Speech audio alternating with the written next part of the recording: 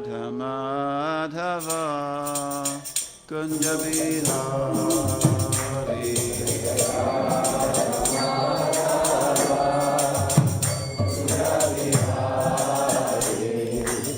Gopijana Vallabha Girivardhari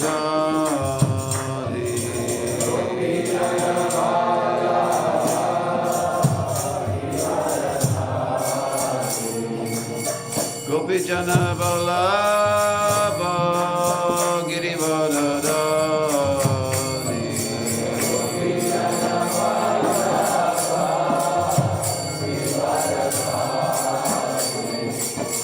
Yashodanandana Brajajana Randana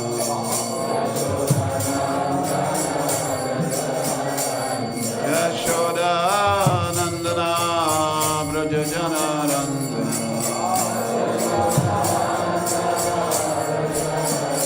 Yamuna Tira Vanachari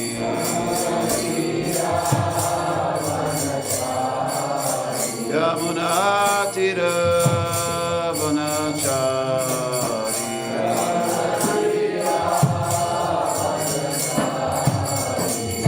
Jai Radha Madhava Kunja Bihari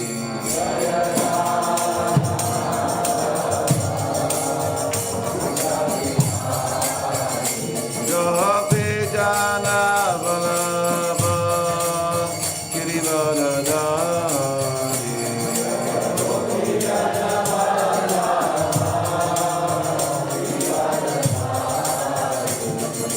Yashodanandana Brajajana Randana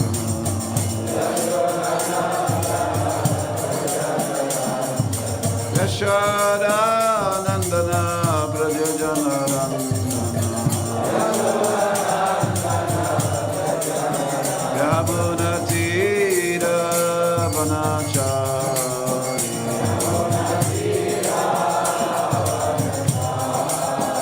Yamuna Tira Vanachari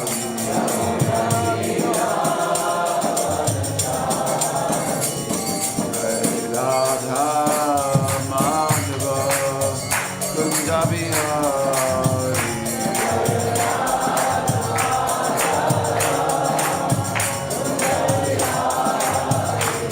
Jaya Radha Madhava Kunja Bihari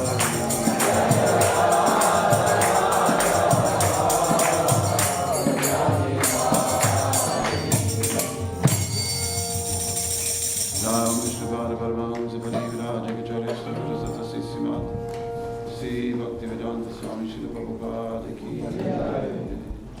Shri Chaitanya Charitamrita Ki Shri Chaitanya Mahaprabhu Ki Gaur Premananda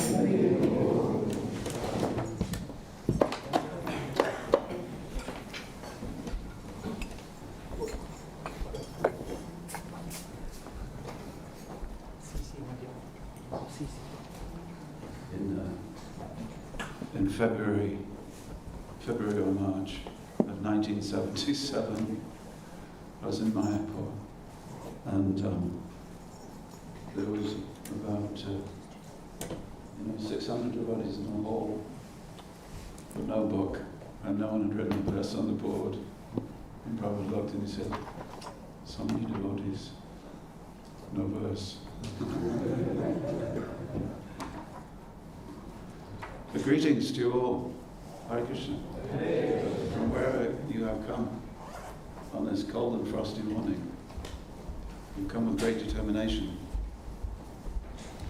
I see those from Belgium, I see those from the Netherlands. I see even people who come from Folkestone today.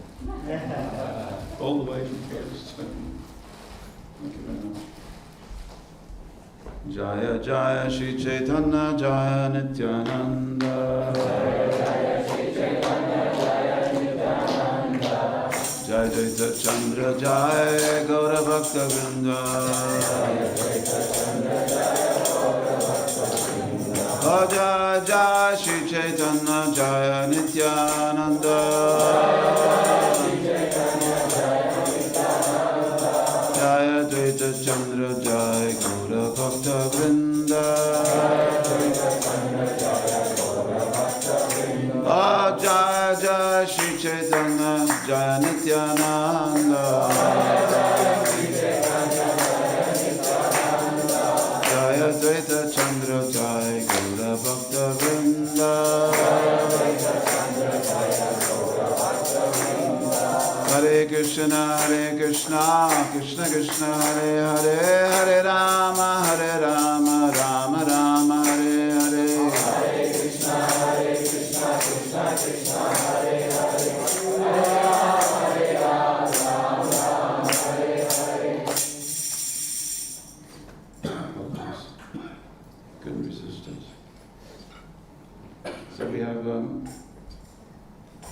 we're coming to the end of the chapter, which talks about the cleansing of the Gundicha temple. If you know Jagannath Puri, you know there's a long road between the main temple and the Gundicha temple where the Lord is taken for how long? A week? A week or so. A week? And then comes the Hera Panchami festival, where Lakshmi Devi, very irritated that the Lord has stayed away from home for such a long time, as a good wife, she says, "Where's my husband? He's not here." And she comes with her servants, and the servants of Lady Lakshmi get the servants of Jagannath to bow down in supplication. "You have kept our Lord away from his lady for too long. Now you must pay the price." They're beaten. It's all play acting. There's no beating. So this is the festival. And at the end of this festival, then Jagannath makes his return journey. But before all of this takes place, there's a lot of preparation. Sometimes the preparations we talk about, sometimes not. It's like sometimes, I see. Sometimes rituals we describe, just like I was in my house today and I have to do so many rituals before coming here to the temple. As being an elder Brahmin, so many rituals I have to do. So many things. I have to scrape the ice off the windscreen. I have to start the car and let it run for 2 minutes. I have to get on my coat, my hat. Then I have to put the glove on my right hand, the glove on my left hand. So many rituals. Prabhupada was in an airport. Their faces, they wondered where this was going. I thought, oh, we're going to get something really esoteric here today. He's going to reveal that which has not been revealed before. The ancient art of scraping the windows. Prabhupada was in an airport in Atlanta. He was being interviewed by a reporter. And devotee, because Prabhupada was hot, devotee picked up a newspaper. I was fanning Prabhupada with a newspaper. And the reporter was taking pictures and making notes. He said, "Swamiji, could you explain what is this ritual that is being undertaken here?" Prabhupada just looked at him as if he was stupid, which he was.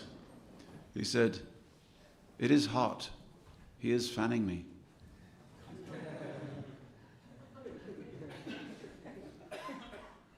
So, sometimes we think the life of a devotee is all ritual.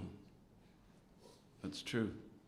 But some of the rituals are what we might say mundane, and some are very specific to developing love for Krishna. One is called Gona Vidhi Bhakti. Gona Vidhi Bhakti means the bhakti that you perform, which is within the modes of nature. Just like, I don't know if you know this, but I had a shower before I came here today. Now that showering is one of the Gona Vidhi Bhakti practices that I do. Do you also shower as well? It's one of the Gona Vidhi Bhakti practices, which means that it's something that you do in order to do bhakti. We don't talk about it much, except to tell people that you should shower. But the idea is that so many people are showering. The gentleman who lives next door to me and his wife, they both take showers in the morning, but it's not bhakti, because what comes after their gona practices is not bhakti. However, if I shower, then I engage in bhakti afterwards. That makes the shower gonavati bhakti. Everything is changed by the addition of bhakti practices. When we do our job and we add bhakti practices, our job becomes our karma yoga, our way of connecting. So, in these verses we're finding out about what happens before. And what happens before is, of course, Lord Chaitanya Mahaprabhu and his followers who've come from Bengal. They clean the temple. Why is it necessary to clean the temple? Because cleaning a temple is something that you do to make it a fit place to worship the Lord. Just like if you want to worship the Lord in your heart, you clean your heart. Everything should be clean. What is clean? Clean means when it is free from extraneous material. It's the concept of purification. Purification means to return a substance to its original form, to remove the impurities. That which is making something pure, impure is the impurities. Those substances have to be removed. Prabhupada was in a temple one time in Hyderabad. He was very annoyed because he saw the remnants of last night's prasadam still on the ground. He said, "You're not cleaning the temple properly." He would get annoyed at unclean temples. And the temple commander came and tried to make some excuses. And all the devotees came and they started trying to dig out the impacted rice, because some of it was from yesterday, some of it was from the week before, and some of it was from a month before. It was India. Impacted rice, one of the big problems in any temple. Impacted rice. And what? What else? Haldi and the yellow stain and kumkum. Kumkum is one of the messiest things on God's earth. And I do not know why. Very few ladies wear it now. I'm pleased to see that. Kumkum is such a messy thing. It gets everywhere. The male equivalent is pan. It just gets everywhere. India has come up with these two chemicals which immediately lead to lack of purity. So you have to remove all this. So the devotees were panicking. And they were getting spoons to dig out the rice and knives to dig out the rice.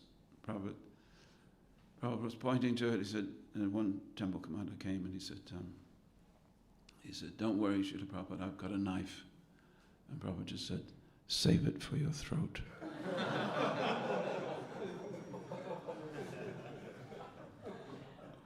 I mean, Swamiji, you're supposed to be peaceful. He writes so much about peace, but he was angry about dirt.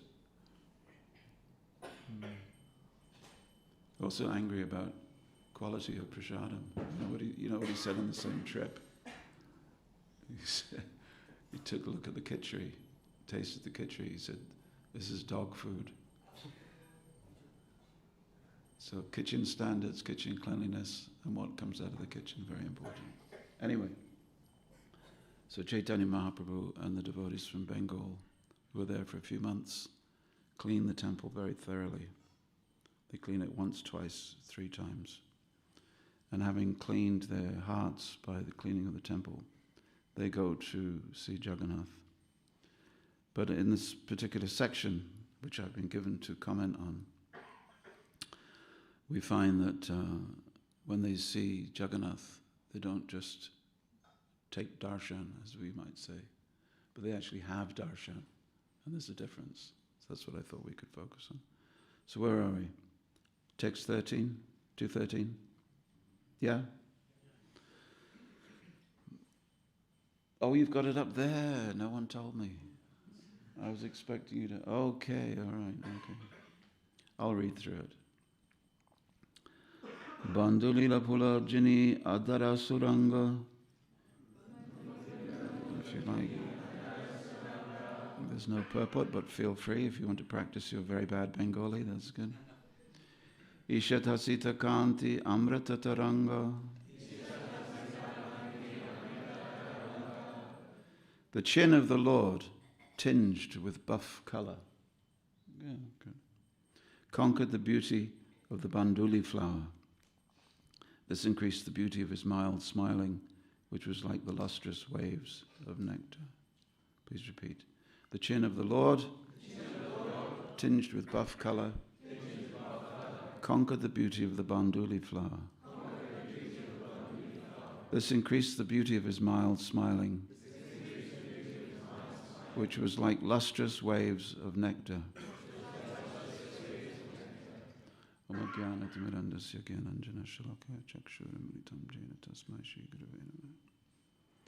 It's traditional not to say too much about a verse that doesn't have a purport, but one thing I wanted to say about this was that banduli flower, I looked it up. I thought, banduli flower must be a buff colour. And the buff colour of the Lord's chin must therefore conquer the banduli flower. I looked up. Banduli is called Ixora banduka. It's a red flower made of very small flower. It's crimson, actually. So then I thought, how is that? You've seen it, but we don't. It's an Indian flower, of course, banduli flower. Ixora banduka. You can look it up. And for the life of me, I could not understand what does it mean that the Lord's chin is tinged with a buff colour. You know the colour buff? It's a sort of this bland, brown, yellow, sort of buff. So that's yellowy brown. So how is it that Lord Jagannath's chin is? I mean, this is a genuine question. I meant to tell you the answer, but I don't have the answer, I'm afraid. Why is the Lord's chin buff colour? I can only imagine, well, my imaginings, sometimes the white of Lord Jagannath goes off colour, doesn't it? Goes off colour, isn't it? But his smile, which is red, has conquered the beauty of the banduli flower.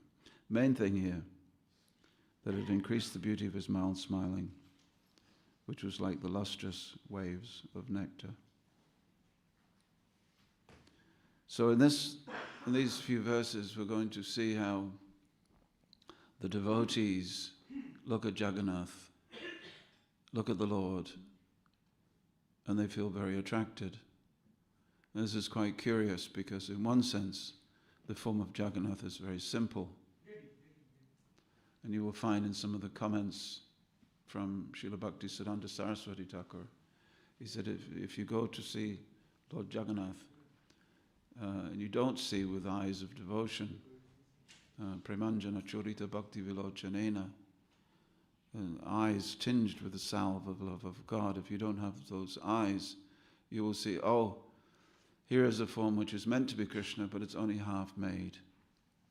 Here is a form of Krishna which is, what did Bhaktivedanta Saraswati say? Which is stunted,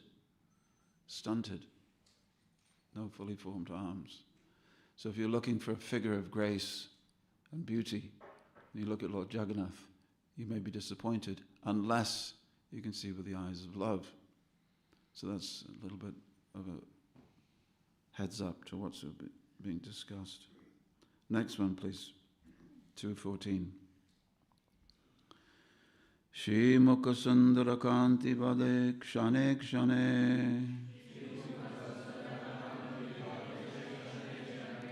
Koti Bhakta Netra Bringa Kare Madhubane. The luster of his beautiful face increased at every moment. And the eyes of the hundreds and thousands of devotees drank its honey like bumblebees. So bumblebees, they look for nectar in the flowers, and the nectar becomes honey, and they also drink that too. So they're looking everywhere. They have a very great thirst for one particular substance. So devotees are like bees Sometimes when you come into the temple in the morning, it sounds like a beehive, doesn't it?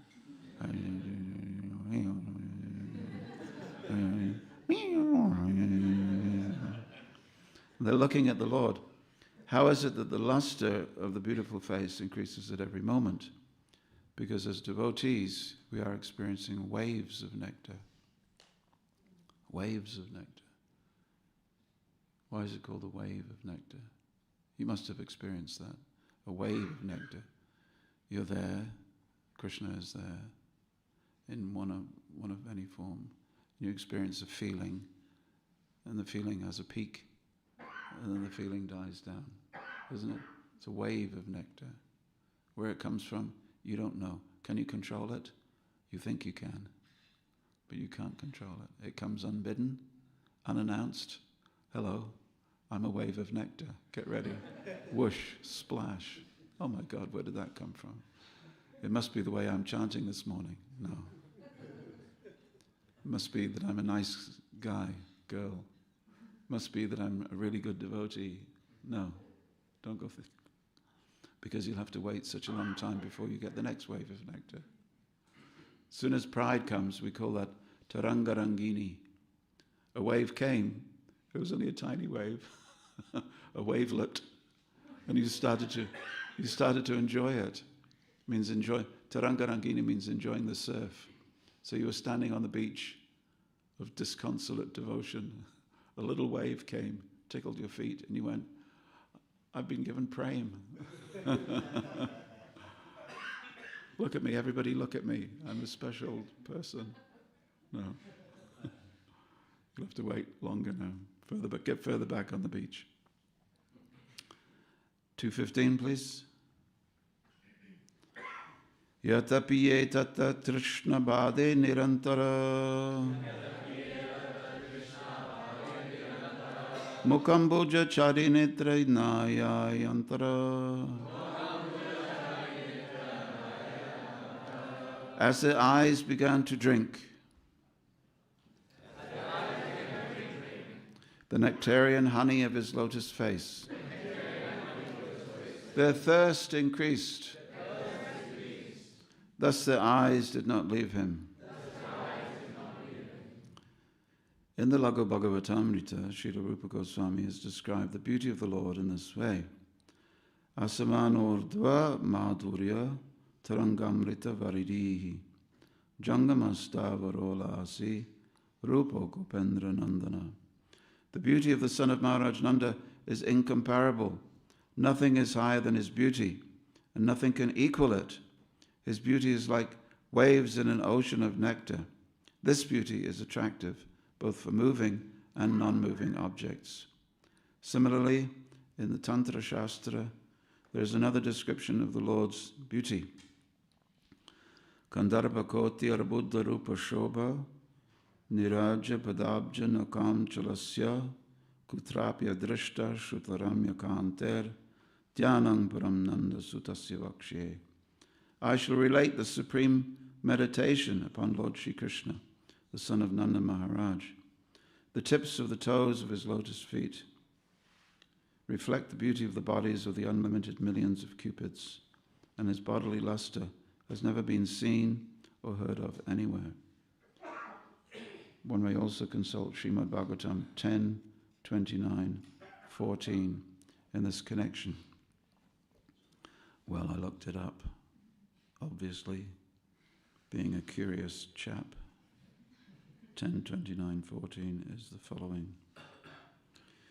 Nrinam ni shreyas artaya vyaktir bhagavato nripa avyayasya aprameyasya niragunasya gunatmana. Which means, O King, the Supreme Lord is inexhaustible and immeasurable. Oh, look. How did you do that so quickly? Wow. Some days you can't get the board, and now it's all AI. He is untouched by the material modes because he is their controller. His personal appearance in this world is meant for bestowing the highest benefit on humanity. So here we see two things going on. Because Krishna is above the modes of material nature.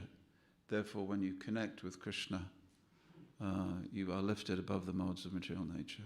Sometimes people say, why is it when I chant the syllables Hare Krishna Rama that I'm lifted above the modes of material nature? Something's going on. I know something must be going on. That is because those syllables inculcate the uncontaminated state of transcendence, which is Krishna, because Krishna is the same as his name. If that was not the case, then the name of Krishna would not produce an effect. Just those syllables would not produce an effect. Because the syllable, what is the syllable?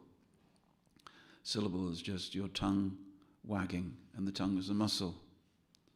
It's wagging in your mouth, which is another bone lined with muscle and cartilage. The air molecules are made of oxygen and nitrogen and a bit of hydrogen, and they're vibrating, but they're material. The bones in your ear are also material. So where's the spirituality in any of that? Surely it's more spiritual to sit in meditation and silence. That's spiritual. So let's do that for the next 20 minutes. Hari Om.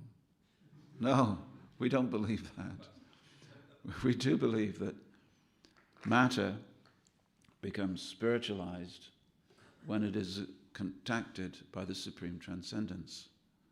That ordinary matter becomes beautiful when it is contacted or put into contact with the supreme transcendence. That's where our philosophy comes from, so that you can be in the world and contacting Krishna. And whatever you do can be elevated to the supreme state of meditation. Even fighting. There's a connection between fighting and dancing. What's the connection? Of course, if you go to the martial arts of Japan, and Korea, and China, you'll often see that the fighting looks like dancing. And sometimes dancing can be fighting, because you're moving the body in a way which is pleasing and graceful, but is focusing power. Don't forget that Arjuna was also a dance teacher. And he was the best fighter, best dancer, best teacher. Anyway, just a little aside. So I was thinking, what should I say today? The Lord comes in different forms. The Lord comes in these different forms so that we can make the invisible visible. That's the whole point. We're contacting transcendence, but we also want to see transcendence. We also want to have the complete darshan. So what is darshan? It means coming into the presence of the divine, having an audience, seeing God. There are other meanings, and I'll get to the end. We'll talk about those. But what we're doing, we're having darshan by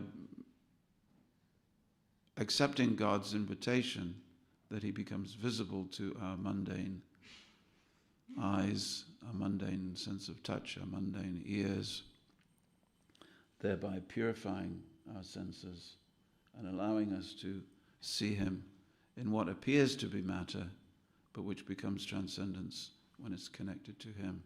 So in the 11th canto of Srimad Bhagavatam, Krishna is speaking to Uddhava, and he talks about different ways in which the Lord, he himself, becomes manifest in the world. And he talks about the fire sacrifice. Talks about the fire sacrifice, that in the flames we should see Vishnu Jiva, Narayan Jiva. In other words, that when you see that, there's so many fires. Fire is the most common thing. One of those common things. Fire, water, air, and earth. These are the most common things. Everybody touches them, tastes them, smells them, etc. And a flower, leaves, very common. But to connect them to the transcendental, Krishna gives his directions. So when you light this fire, and you say this, followed by this, followed by this, you should know that it's me. and the offerings made into this fire, I will accept them. One time, Prabhupada was in Vrindavan, and he was looking out. There's a Krishna Balaram temple. He said there was thousands of people there. They were just packing the temple, and Prabhupada was very pleased because it had become one of the most popular temples in Vrindavan in a very short time. So it was opened in 75. By 76, it was just packed, jam-packed, and it stayed jam-packed for the last 50 years. He said, "Why is everybody coming here?" And then he named a few other competing places. He said, why? Which, for the sake of history, I can't remember. He said, why are they not going there, but they're coming here? Devotees didn't quite know how to answer. He says, because Krishna says, I eat. Ashnami, I eat. And we believe that. We treat Krishna as if Krishna was personally present. We feed him. Therefore he comes and he eats. We make this connection between the devotee and the deity. He said, that is why everyone is coming here. Because when they see Krishna, Krishna is there. Devotees have brought him here, they're feeding him, they're keeping him here with their love. He said, when they go there, they may talk of Krishna, but no one is interested. No one is going, because they do not believe that Krishna can eat. Anyway. So if Krishna says, I eat through the sacrifice, through the fire sacrifice, then we should believe him. There's a current trend in ISKCON these days to think that a fire sacrifice is quote-unquote Hindu Shmindu. or something that... Prabhupada didn't want all these... The hand goes up and the hand makes this gesture. You hear many devotees say this. Prabhupada didn't want all these rituals. Okay, this is the Prabhupada didn't want these things ritual. Just try it. Let me train you in the gentle art. Shake your hand. Prabhupada didn't want all these rituals. Okay? Say it after me. Prabhupada didn't want all these rituals.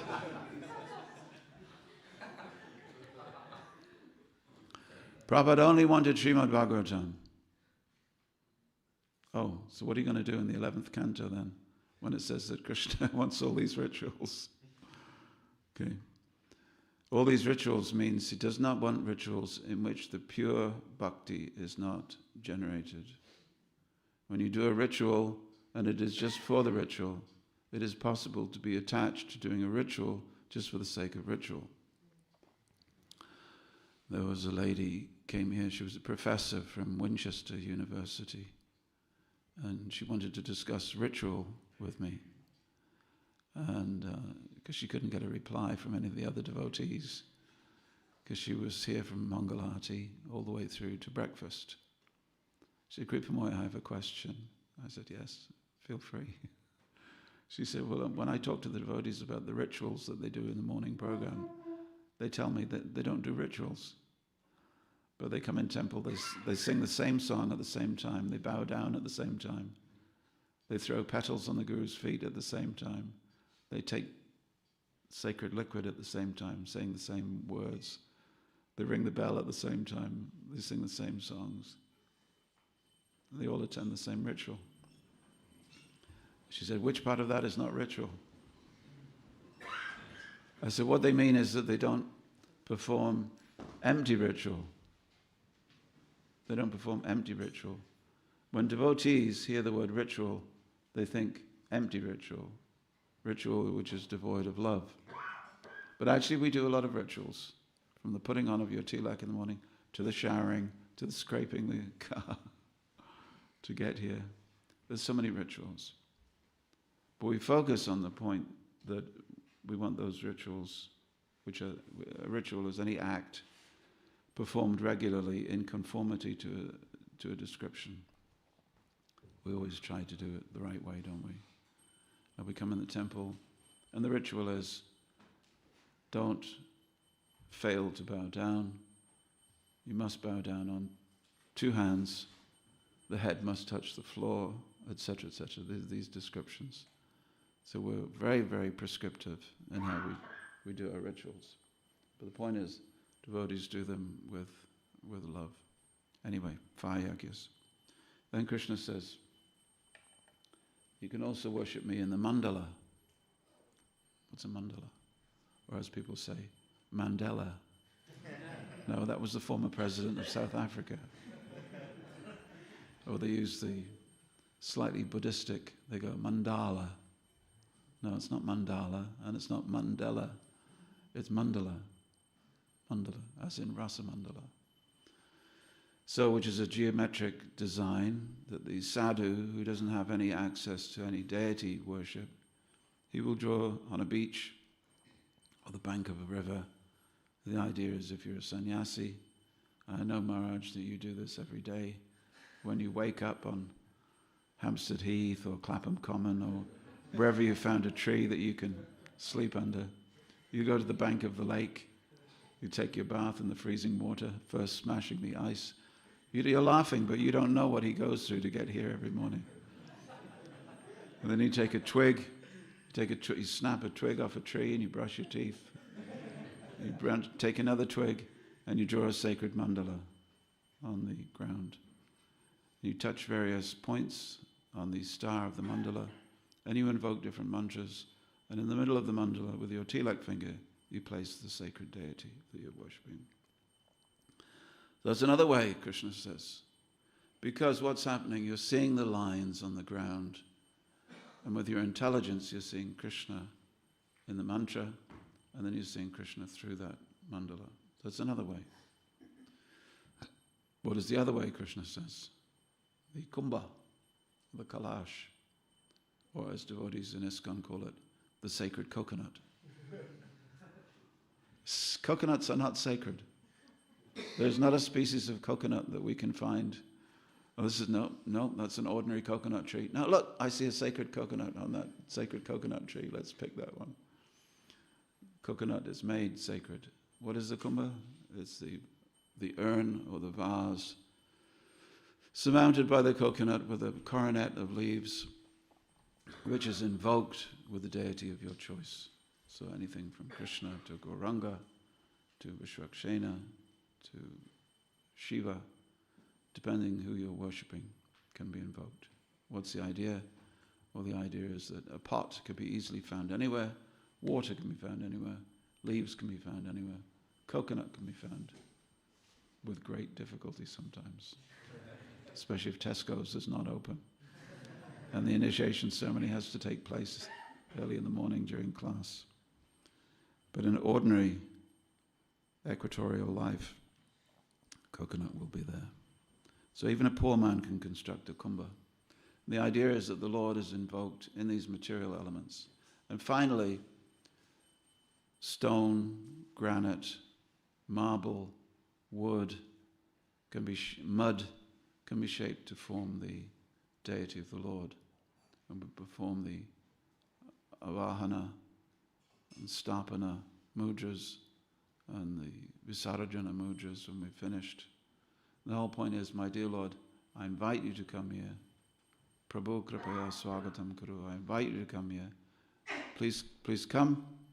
Please stay. I will worship you. Now, these are all temporary forms of worshipping Krishna. The permanent form of worshipping Krishna is where we say, my dear Lord, please come. Please stay. We will never send you away. We will never move from this spot. Let you be here for thousands of years. That is why you can go to India and you will find places that have been there for thousands of years where the Lord has been worshipped in that spot according to the same rites. But the point is, in all of this, is that we have to see God by invoking His presence, and that takes jnana, that takes knowledge. Without that knowledge of what you're doing, nothing will be there. You'll be stuck with a coconut. Which would be very nice, but it won't be very sacred. I've seen fire sacrifices in which the devotee brings a coconut, puts it on a pot, and that's it. Because that's what it's supposed to look. You're supposed to have a coconut on a pot. I don't know why. No, something's supposed to happen. It's like saying we're supposed to burn some sticks for an initiation yagya. We're supposed to burn some sticks. Well, I don't know. No one told me that you're supposed to put ghee in it. Or I didn't know there was any mantras. This is as Kali Yuga progresses, the knowledge of why we do things will be lost. So at the end of Kali Yuga, the only thing will be the holy name of Krishna and Jagannath's two big eyes. At the end of Kali Yuga, that's all that's there. I don't know whose eyes they are, but they look like eyes. Okay. Anyway, Prabhupada said in 1966, philosophy means to see intelligently. What you can see with your eyes, philosophy allows you to see through and above what you're seeing. Just like those magic eye. Remember the magic eye pictures? You looked at the magic eye picture and it was just jumbled up design. And then you reframed your vision and automatically a dolphin pops out. A 3D dolphin pops out, or 3D. Just like that. Here's a coconut, here's a pot. Here's a statue of Krishna. Here's a flame. Here's a mandala. Now I can see Krishna through it because the 4-dimensional has popped out of the 2-dimensional or 3 dimensions. We can only work in 2 or 3 dimensions. Krishna's on the 4th dimension, so how will I see him? Krishna will allow Krishna to take part. If one has bhakti, Prabhupada said it is like when a mother sees her child's shoe. The child is not there, but she sees the little baby booty, little woolen booties. Immediately the mother thinks, oh. She thinks of her child and imagines the whole child with the foot fitting into the booty. You just see that. So we would call this, tadiyan, udipan, stimulus to love. Okay. So the point is, we can see Krishna everywhere with bhakti. First there is Gyan, and through Gyan we develop the bhakti. Anyway, in 1975, Prabhupada said, how you will see Krishna? Sevan mukhehi jivado. Krishna can only be seen by service, beginning with the tongue. When you serve Krishna. And through that service, see, it doesn't make sense to the mind. It doesn't make sense that through service I can see something that previously I could not see. It doesn't make any sense at all. You see? It doesn't make any sense at all. But if a boy loves a girl and he wants her to love him, he has to perform service.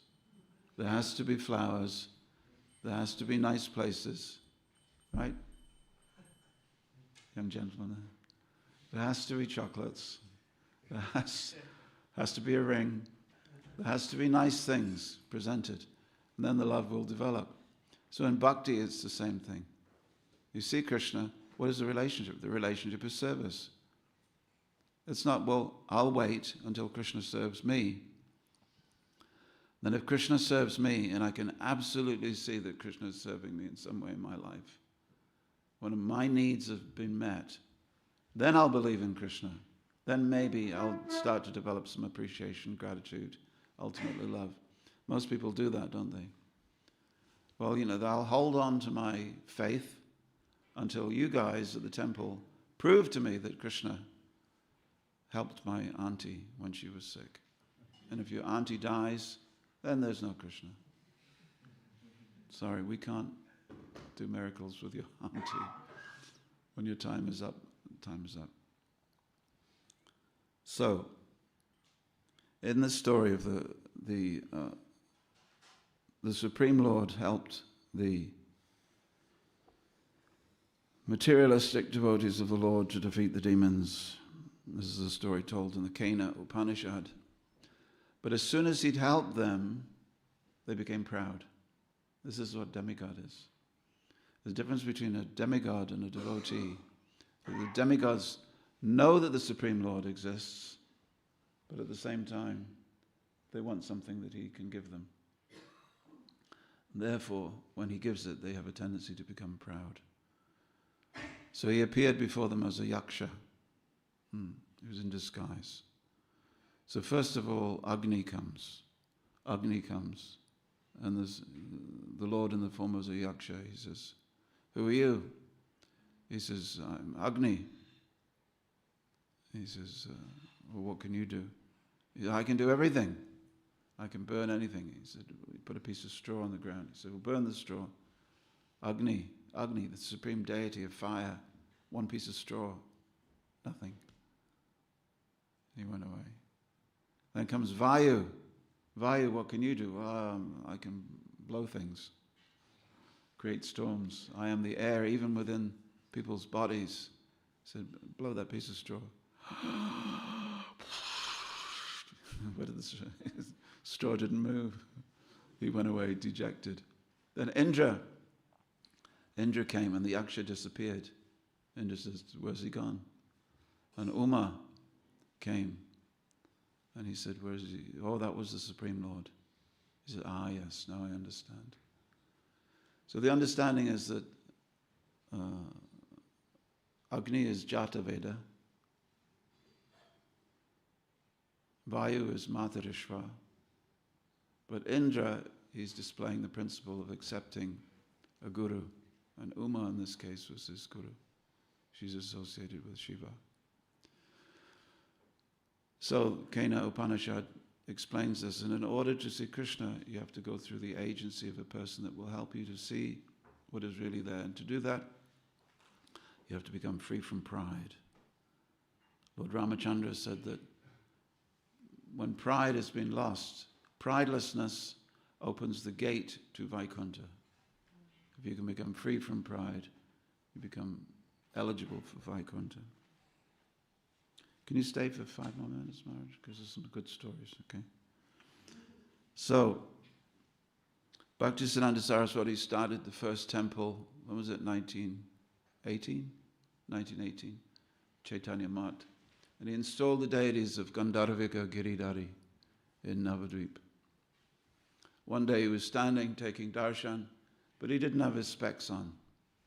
And the disciples knew that without his spectacles he couldn't see very far. And he was standing some distance. They said, "Guru Maharaj, shall I go and get your spectacles? You won't be able to see the deities." He said, "I am seeing them, but the more important is that they are seeing me.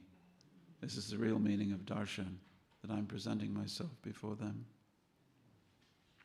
In Jagannath Puri, which was another of his temples, he said, "Let us all stand by Garuda." Garuda is also some distance from Jagannath. It is because Garuda is the supreme Vaishnava, then Jagannath will look at Garuda, and as he looks at Garuda, he may also see us. And this will be the perfection of darshan. Nice, huh? He said, Jagannath is not drishya, that which is seen, but Jagannath is drishta, the seer. Only when the jiva gives up the idea that he is the drishta, or the seer, will he be able to see the Lord. You see, the different forms of devotional practice mentioned in the Tantra, which Lord Krishna explains to Uddhava, these are all ways in which we can take a material object, infuse it with the sacred presence, and see the Lord. But we're still using our eyes. And the tendency will be to think, I drew that mandala, therefore I control it. That's something I did. I chanted those holy names, that's my japa. I'm in control of this.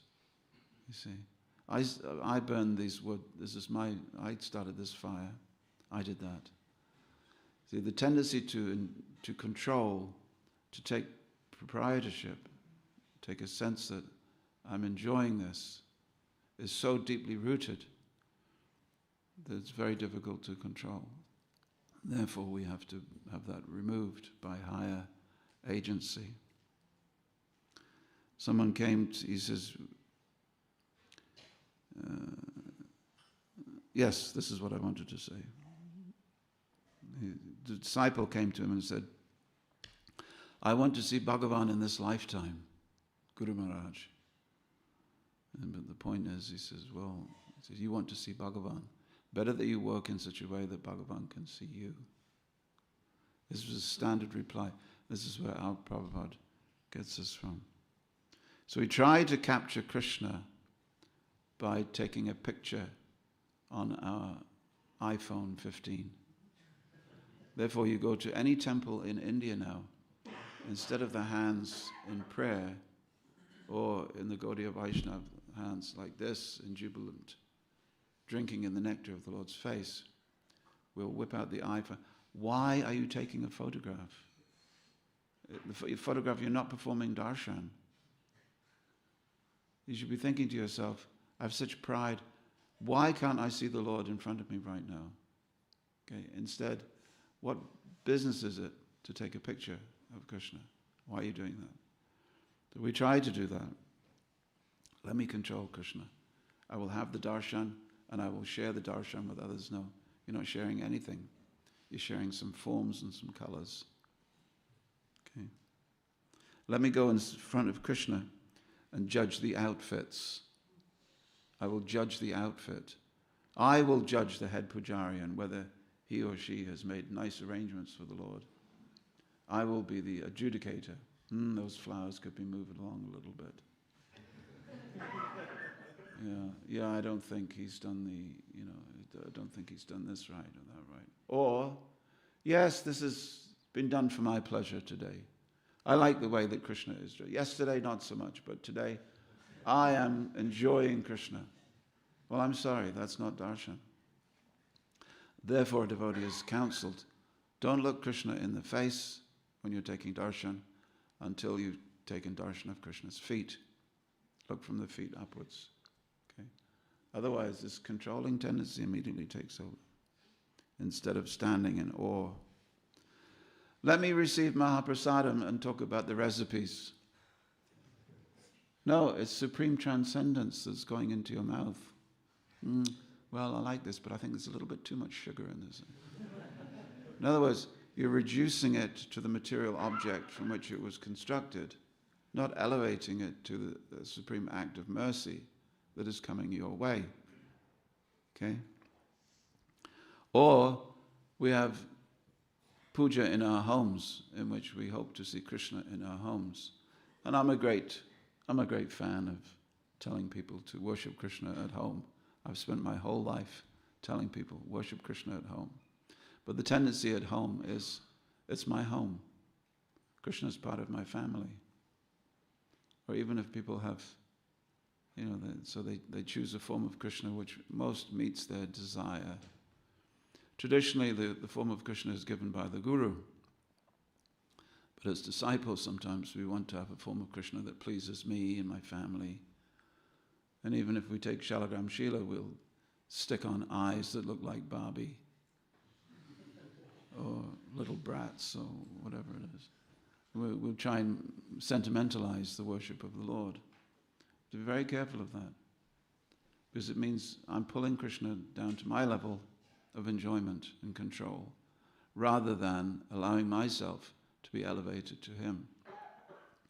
Which is the reason, I think, now we don't talk of installing deities, do we, anymore? We just talk of welcoming. Isn't it?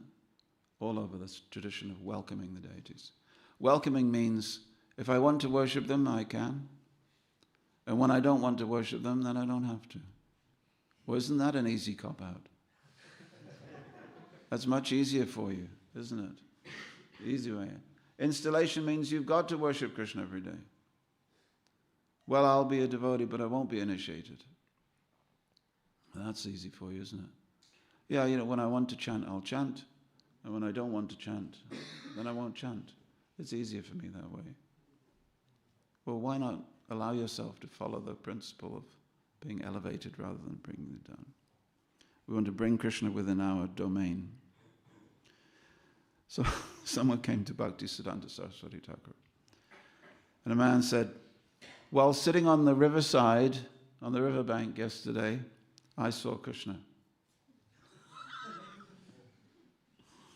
Srila Saraswati Thakur asked him, did you not also see Maya? If you are still seeing Maya today, it means you did not see Krishna yesterday. You must have seen a ghost. The test of seeing Krishna is to no longer be interested in Maya. Anyone can say he has seen Krishna, but Rupa Goswami says, my dear friend, if you are attached to your worldly friends, don't look at the smiling face of Govinda as he stands on the bank of the Yamuna at Keshighat. Casting sidelong glances, he places his flute to his freshly blossoming lips. His transcendental body, bending in 3 places, appears very bright in the moonlight. So, if you are still attached to Maya, you could not have seen Govinda. For if you had really seen Govinda, you could no longer remain attached to Maya. He's a Hamma guru. So one day a very wealthy landlord, very wealthy landlord came to him and he said, he leaned in, he was sitting at some function, and he leaned across to him and he said, Guruji, have you seen Bhagavan? Have you yourself? Have you seen him? Bhaktisiddhanta Saraswati said, if I tell you whether I've seen him or whether I haven't seen him, how will it help you? How will it help you? May you believe or not believe. My job is to help you to move forward in your life. Then in a lecture, he was giving a lecture on the 10th of November 1936 in Jagannath Puri, which fits in very nicely with these verses. 1936, a long time ago. And he explained the subtle difference between seeing the Lord for our personal pleasure and being seen by him. And I'll finish after this. I see the statue.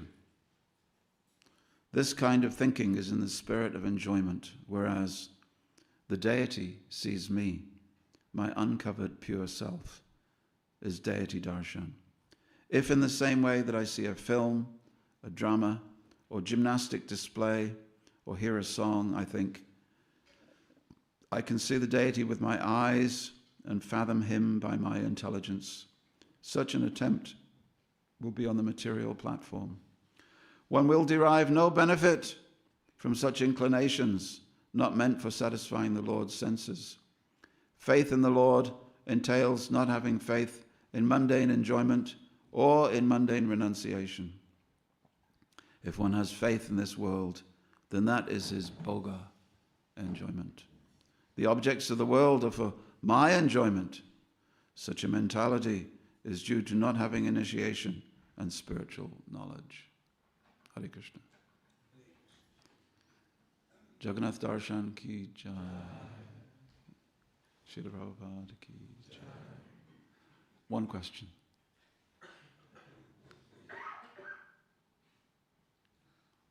No questions, okay. I said that I would finish. I want to be a man of my word. So let us go forward. And to the transcendental Haveli Hall, we will see supreme transcendence in the form of Mahaprasadam on a plate. Hare Krishna.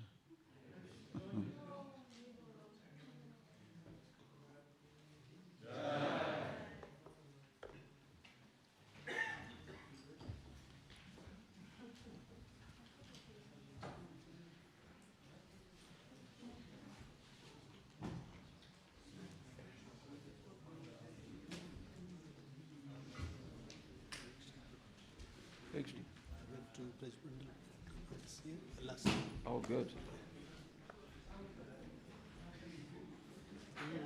You advised me in Beloved Vrindavan when Bhadra Prabhu was there. So when Bhadra Prabhu went, so then I went the whole month there. Very good. Thank you. It was really nice. I never thought I would be able to go, but That is really,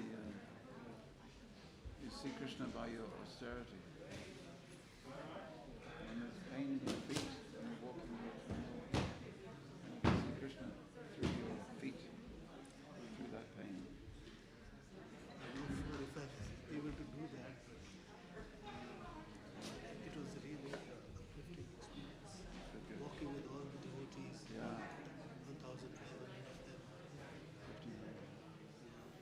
them. Hare Krishna Krishna Krishna Hare Hare Hare Ram Ram Ram Hare Hare Hare Krishna Krishna Krishna Hare Hare Hare Ram Ram Hare Hare Hare Krishna Krishna Krishna Hare Hare Hare Ram Ram Hare Hare Hare Krishna Krishna Krishna Hare Hare Hare Ram Ram Hare Hare Hare Krishna Krishna Krishna Hare Hare Hare Ram Ram Hare Hare Hare Krishna Krishna Krishna Hare Hare Hare Ram Ram Hare Hare Hare Krishna Krishna Krishna Hare Hare Hare Ram Ram Hare Hare Hare Krishna Krishna Krishna Hare Hare Hare Ram Ram Hare Hare Hare Krishna Krishna Krishna Hare Hare Hare Ram Ram Hare Hare Hare Krishna Krishna Krishna Hare Hare